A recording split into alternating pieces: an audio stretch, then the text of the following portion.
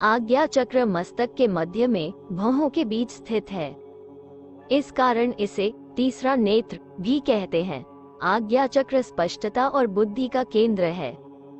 ये मानव और दैवी चेतना के मध्य सीमा निर्धारित करता है।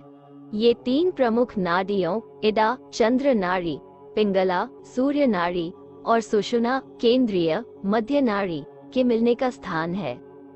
जब इन तीनों नाड़ियों की ऊर्जा यहाँ मिलती है और आगे उठती है, तब हमें समाधि, सर्वोच्च चेतना प्राप्त होती है। इसका मंत्र है ओम। आज्ञा चक्र का रंग सफेद है। इसका तत्व मन का तत्व, अनुपद तत्व है। इसका चिन्ह एक श्वेत शिवलिंगम, सृजनात्मक चेतना का प्रतीक है।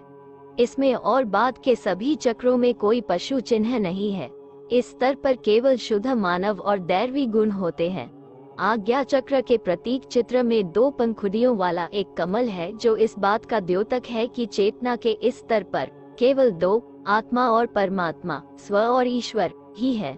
आज्ञा चक्र की देव मूर्तियों में शिव और शक्ति एक ही रूप में संयुक्त है। इसका अर्थ है कि आज्ञा चक्र में चेतना और प्रकृति पहले ही संयुक्त है, किंतु अभी भी वे पूर्ण ऐक्य में समाये नहीं हैं। इस चक्र के गुण हैं एकता, शून्य, सत, चित और आनंद। ज्ञान नेत्र भीतर खुलता है और हम आत्मा की वास्तविकता देखते हैं। इसलिए तीसरा नेत्र का प्रयोग किया गया है, जो भगवान शिव का द्योतक है। आज्ञा चक्र आंतरिक गुरु की पीठ अर्थात स्थान है। ये द्योतक है बुद्धि और ज्ञान का, जो सभी कार्यों में अनुभव किया जा सकता है। उच्चतर नैतिक विवेक के तर्कयुक्त शक्ति के समक्ष अहंकार आधारित प्रतिभा समर्पण कर चुकी है। तथापि इस चक्र में एक रुकावट का उल्टा प्रभाव है, जो व्यक्ति की परिकल्पना और विवेक की शक्ति को कम करता है, जिसका परिणाम भ्रम होता है। श्री कृष्ण अर्जुन संवाद में भगवान श्री कृष्ण ने अर्जुन से कहा, शुद्ध एवं एकांत स्थान पर कुशा आदि का आसन बिछाकर सुखासन में बैठें। अपने मन को एकाग्र करें। मन व इंद्रियों की क्रियाओं को अपने वश में करें, जिससे अंतःकरण शुद्ध हो। इसके लिए शारीर, सर व गर्दन को सीधा रखें और हिलाएं डुलाएं नहीं। आंखें बंद रखें व साथ ही जीभ को भी न हिलाएं। अब अपनी आंख की पुतलियों को भी इधर उधर नहीं हिलने दें और उन्हें एकदम सामने देखता हुआ रखें। एकमात्र ईश्वर का स्मरण करते रहें। ऐसा करने से कुछ ही देर में मन शांत हो जाता है और ध्यान आज्ञा चक्र पर स्थित हो जाता है और परम ज्योति स्वरूप परमात्मा के दर्शन होते हैं। इस विशेष बात का ध्यान रखें कि जब तक मन में विचार चलते हैं, तभी तक आंख की पुतलियां इधर उधर चलती रहती हैं, और जब तक आंख की पुतलियां इधर उधर चलती हैं, तब तक हमारे मन में विचार उत्पन्न होते रहते हैं। जैसे ही हम मन में चल रहे समस्त विचारों को रोक लेते हैं, तो आंख की पुतलियां रुक जाती हैं। इसी प्रकार यदि आंख की पुतलियों को रोक ले तो मन के विचार पूरी तरह रुक जाते हैं, और मन व आंख की पुतलियों के रुकते ही आत्मा का प्रभाव ज्योति के रूप में दिखाई पड़ता है। इस चक्र का मंत्र होता है ओम। इस चक्र को जागृत करने के लिए आपको ओम मंत्र का जाप करते हुए ध्यान लगाना होता है।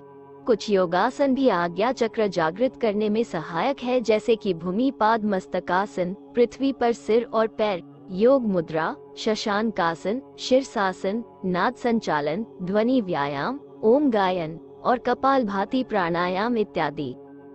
आज्ञा चक्र जागृत करने के लिए किसी शांत एकांत कमरे या स्थान पर पालथी मारकर बैठ जाएं। मेरुदंड सीधा रखें, झुके नहीं। दोनों आंखें बंद कर लें। भ्रकुटी के मध्य ध्यान लगाते हुए साक्षी भाव में रहने से यह चक्र जागृत होने लगता है। अगर आपको अपनी एकाग्रता बनाए रखने में काफी समस्या हो रही है, तो आपको पहले एकाग्रता बनाए रखने के लिए त्राटक करना चाहिए और एकाग्रता हासिल होने पर ध्यान का अभ्यास आरंभ करना चाहिए। आज्ञा चक्र जागृत होने से जब मनुष्य के अंदर शक्तियां एवं सिद्धियां जागृत हो जाती है, जो मनुष्य के अंदर अपार शक्तियां और सिद्धियां निवास करती हैं। इस आज्ञा चक्र का जागरण होने से मनुष्य के अंदर सभी शक्तियां जाग पड़ती हैं और मनुष्य एक सिद्ध पुरुष बन जाता है। अतः जब इस चक्र का हम ध्यान करते हैं, तो हमारे शरीर में एक विशेष चुंबकीय ऊर्जा का निर्माण होने लगता है। उस ऊर्जा से हमारे अंदर के दुर्गुण खत्म होकर अपार एकाग्रता की प्राप्ति होने लगती है। विचारों में दृढ़ता और दृष्टि में चमक पैदा होने लगती है। आज्ञा चक्र, जिसे हम तीसरा नेत्र भी कहते हैं, इस चक्र के गुण है एकता, शून्य, सत, चित और आनंद, और ज्ञान नेत्र भीतर खुलता है और हम आत्मा की वास्तविकता देखते हैं। इसलिए तीसरा नेत्र का प्रयोग किया गया है, जो भगवान शिव का द्योतक है।